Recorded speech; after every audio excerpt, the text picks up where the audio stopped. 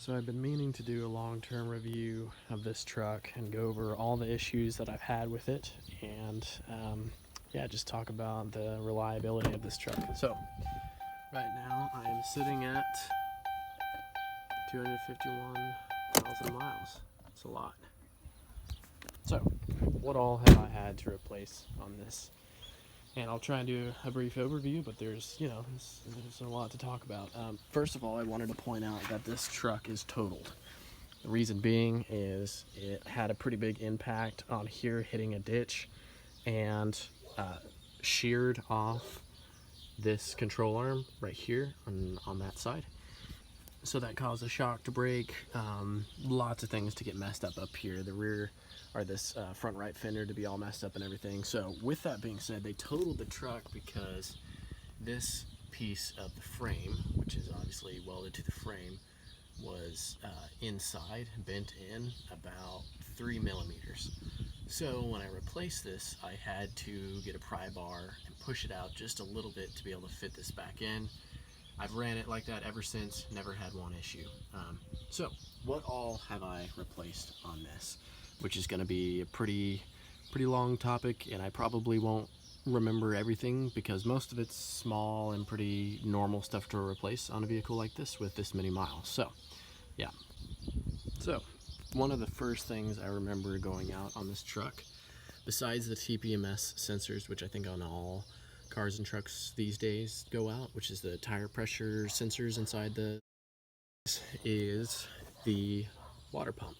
The water pump went out at about 160,000 miles, which is pretty good, very normal thing to go out at that mileage. So yeah, that was the first thing that went out on this truck. The next thing that I remember going out on this truck was the front right wheel bearing. It's a hub assembly that you replace all in one. It's like 130 bucks. Pretty straightforward to replace. I also had this front left one go out. I think if you're going to replace the wheel bearings, might as well do it both together, because if one is going out, they're probably both about to go out. Now obviously I'm not going to cover like routine maintenance stuff like battery, spark plug, oil, tires, that sort of stuff, but I think it's good to know that I have kept up with the maintenance on this truck. I have done 2 sessions of fluid services on the transmission, differentials, both front and rear differentials, transfer case, and I think that's really important. So I did that first session at I believe it was 180,000 miles doing all that, and then I did another session at 240,000 miles. I think every 50,000 miles you should do a session of replacing all the fluids in your transmission,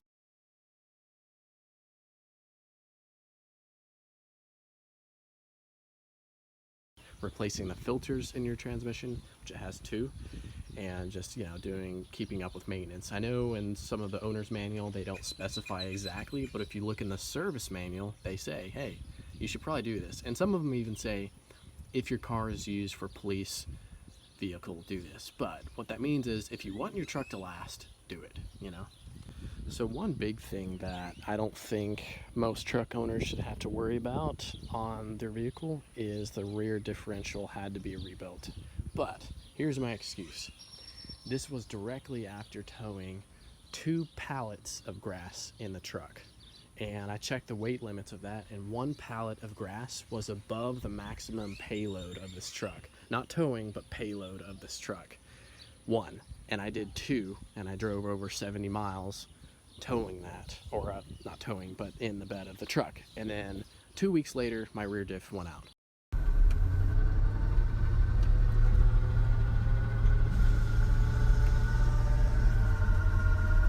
Gonna lock it all up. Mm-hmm.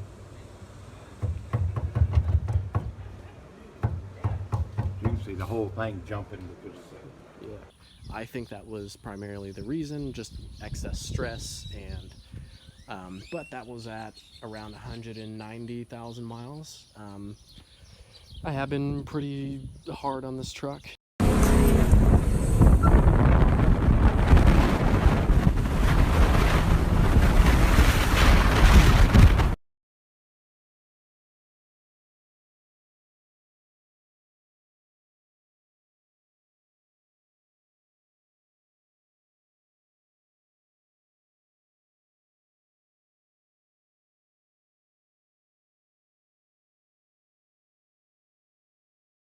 and it probably could have used service intervals before 150K, but I did not own the truck then, so I couldn't really take care of that.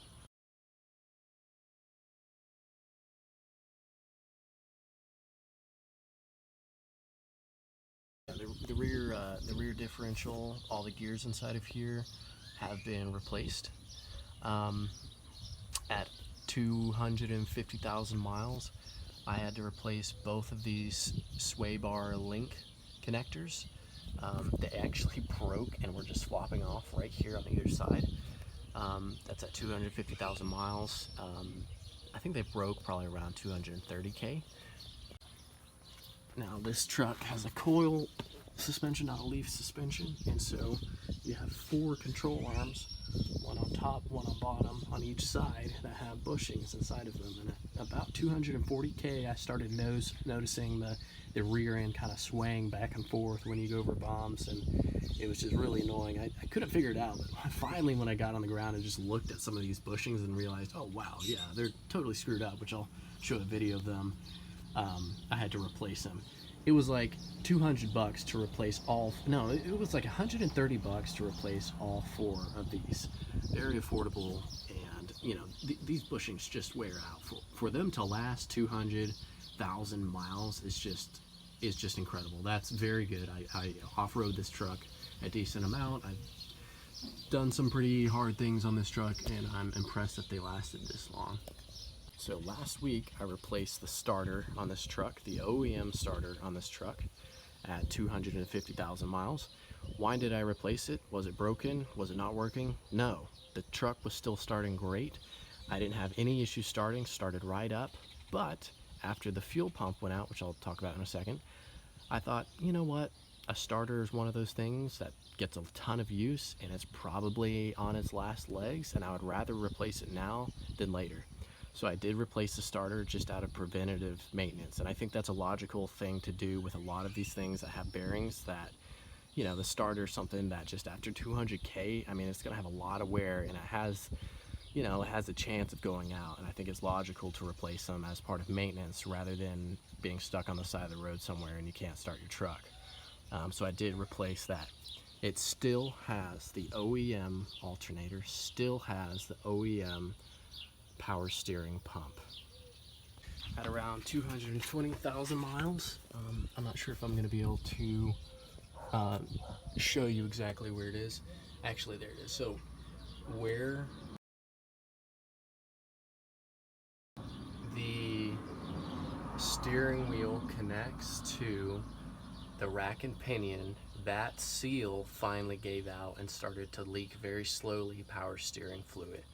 So I bought a refurbished one at O'Reilly's, a used one, like a rebuilt one, and replaced the whole rack and pinion. It was only that one seal that was leaking, but I chose to replace it all just because, you know, it has a good enough amount of wear that it'd probably be logical to do that. Just recently, also out of preventative maintenance and because of having to replace the rear control arms, I did the lower control arm and the upper control arm, and that replaces your ball joints in both upper and lower. I was very impressed that the old ones that I took off had very little play, still moved around freely, and the seals on them, the rubber seals that protects the ball joints, were actually in really good shape. Still just super impressed with that. Also the bushings, which I'll show a video of, were in very good condition as well on these. So this is new. It only has 10,000 miles, but where I park at work is pretty dirty. Also replaced the sway bar linkages on both sides. I have not replaced these bushings. You can see it definitely has some wear. Probably need to pretty soon, but that won't be a very, not going to be a huge issue. Minor things is I have seen some leakage of fluids out of these.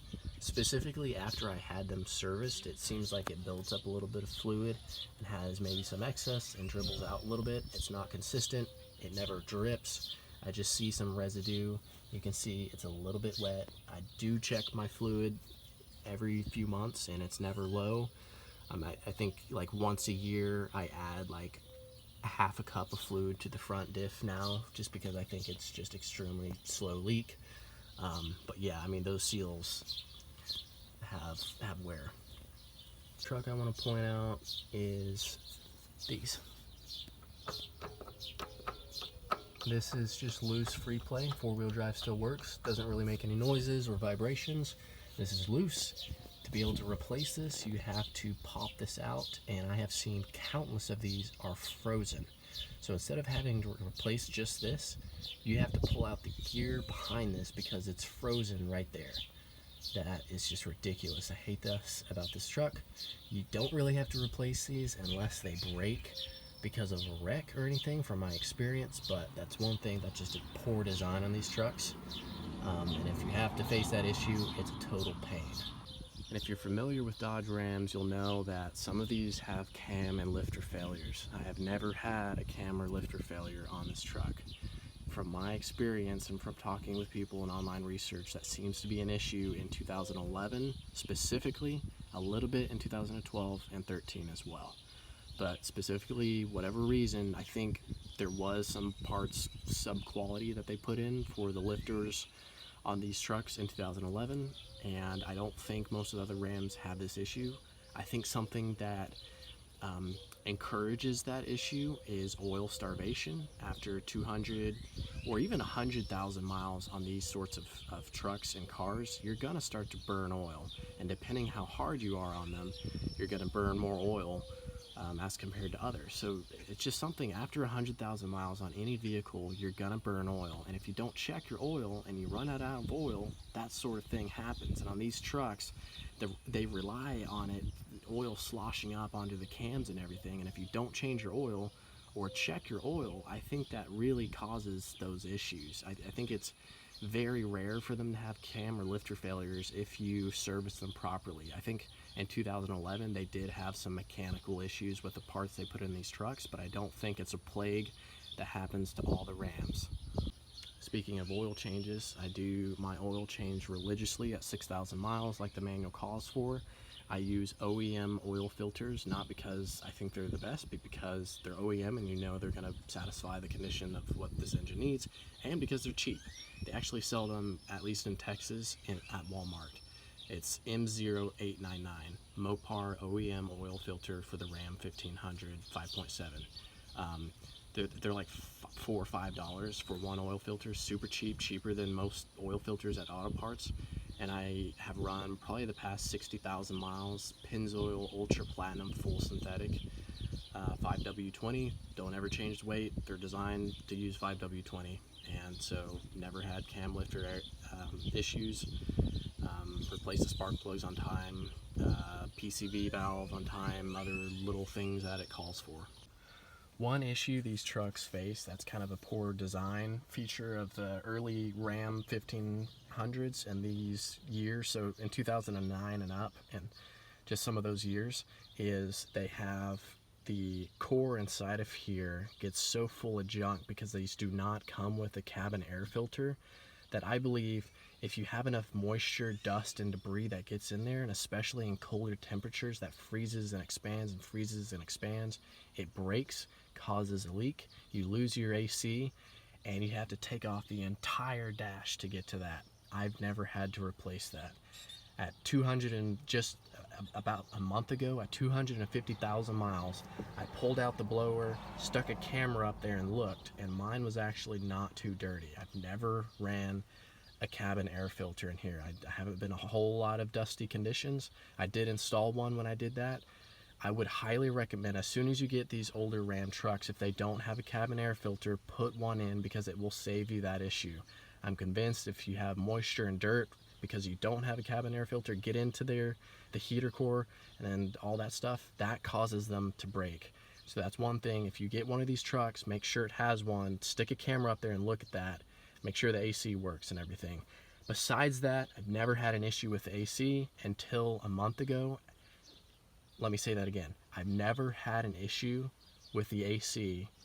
This is a 2010 truck for 11 years, and this is at 250,000 miles. That's great. That's really good.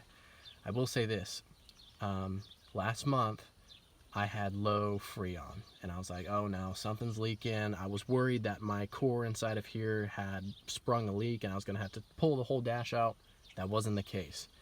In fact, I'm confident that these two valves, where you drain and fill your Freon right here, and let me spot it here right in front of me, those two have Schrader valves that they have seals in them. And if you never have to service any of this, this is why they sometimes tell you to service these things, you won't have issues. But these rubber seals in here, they never are actuated, and one day you go and press on it, or if you hit a massive pothole and they start leaking, well then you'll leak all your Freon out and not have AC, when it could be as simple of an issue as this. So turns out, replace both of these, and when I was testing the AC system and I filled it up with Freon, both of these were leaking.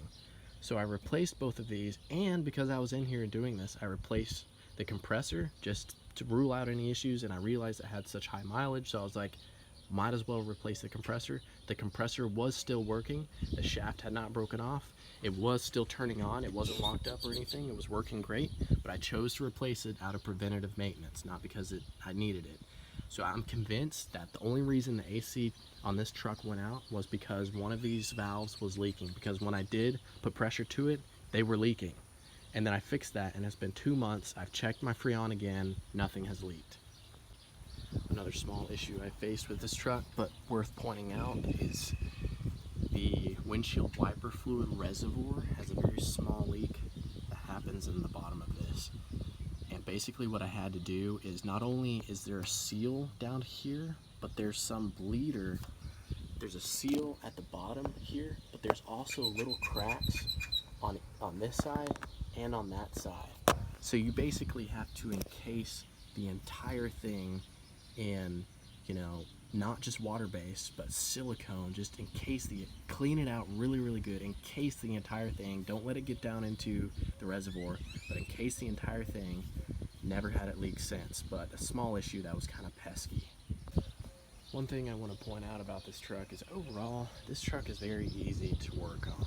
Probably the worst thing is having to replace 2 spark plugs on each cylinder, but to be honest guys, that's really not that big of a deal. And even the ones back here that are a little harder to get to because of your brake system, even them, I was able to get to them. It wasn't that hard. Yes, it is a pain to have to replace 16 instead of 8 spark plugs, but if you put NGK iridiums, platinum, something that'll last 100,000 miles, it's really not that big of a deal. Another thing that went out at 250,000 miles was the fuel pump finally went out. It was weird because it didn't even act like it was trying to start. It would just crank and crank and crank. It didn't even, you know, for the first few seconds when it first happened, it didn't even try to start. It just sounded like it didn't have any fuel or spark. I got really worried, but it turns out it was just the fuel pump. Replaced that. It wasn't actually terribly hard to get to, and that whole process just took me half a day, and the fuel pump was, I believe, $200 or $300 at O'Reilly's. One thing I'd like to point out about this truck is how dry the undercarriage is. I can't tell you how many older Silverados or Dodges have leaks. They have these big oil leaks, and this truck just does not leak any fluid, besides the ones I mentioned about the 4-wheel drive on the front differential having an extremely slight leak, but it doesn't drip. You can see residue around here. That's because I changed the oil, and residue gets around here when I change it, but that is not because it leaks. I've never had any oil leaks, any leaks whatsoever on this truck, besides the power steering, which was that one seal that I replaced. But I mean, I just would have expected something on this truck to have leaked more by now, either with the transmission or engine oil, and it hasn't. I've been really impressed by that. I believe the front rotors have been replaced. I personally have never replaced them, but I did get this truck at 140K. Obviously, I've had to replace the brake pads, I think once or twice. That's just very common for any vehicle, of course, but wanted to point that out. As you can probably notice, this truck does have long tube headers, which normally the exhaust is routed right underneath the transmission pan, which does not make it impossible to drop the pan and change the screw-on filter and the flat filter, but it does make it a little harder. It's one benefit. All I did, this is 4-wheel drive, routed it further past the transfer case, up under, and back. I think that's a great upgrade. If you're doing your exhaust on the truck, do this. One issue I had before the rear diff went out, which maybe is related to the rear diff going out, although I don't think so, is I sucked a plastic trash bag back into the seal on the rear differential. What that caused it to do was it sucked back in there. I tried to pick it out as much as I could with needle nose and everything, but I could still see pieces of that stuck in that seal. Sure enough, about 2 years later, that seal started leaking. I mean, a long time from then, but I'm convinced that that trash bag that got sucked up in there eventually caused that seal to start leaking. Probably the easiest thing I've ever had to replace on this truck is the four-wheel drive actuator. This is this guy right here. It is 4 bolts to take out and 1 plug. It's very easy to get to, and the only thing you have to deal with is a little bit of fluid leaking out. That went out at about 220,000 miles, and it was very easy to replace. It was a little tricky because all that happened was the four-wheel drive light came on, and I actually had to take it to a transmission shop to have a special computer read the ECU to define that it was that actuator. When you plugged in a normal OBD2 reader, it could not sense the four-wheel drive code. So I recommend going for a transmission shop to have a special computer read your stuff if you have any four-wheel drive issues. But that's the only four-wheel drive issue I've ever had, and it was extremely easy to replace. One thing I think everyone knows with four-wheel drive is if you don't always use four-wheel drive, you still want to actuate the system to make sure all the components like that guy don't lock up over time. I probably will think of some other smaller things that I forgot to put while I'm recording right now, but I'll probably I'll try and remember those things and put them in a description across the screen as I close this video. But I guess in closing, you know, how do you make your Ram last that long? I think some typical issues is your water pump is going to go out. I think these Rams are prone to the front wheel bearings going out, so I would expect that. I wouldn't say to replace, you know, or to expect to replace the rear differential. I think that was kind of a one-time thing, but I've also heard of other people who do some towing and stuff with these trucks having to replace those. So hopefully not the rear diff, but keep that on your radar. I would also expect, you know, just out of maintenance, replace these 2 valves and service your air conditioning system. Your water pump, like I said, is probably going to go out at some point, and then after 200,000 miles, you're just going to want to replace all of your suspension bushings and ball joints. Just do it. Just like it's going to need to get done. Just do it. Get it knocked out. It has to happen eventually. Another thing after 200,000 miles that I would expect to replace is your fuel pump. I think that's one that's pretty, you know, straightforward, but expect to have to replace that.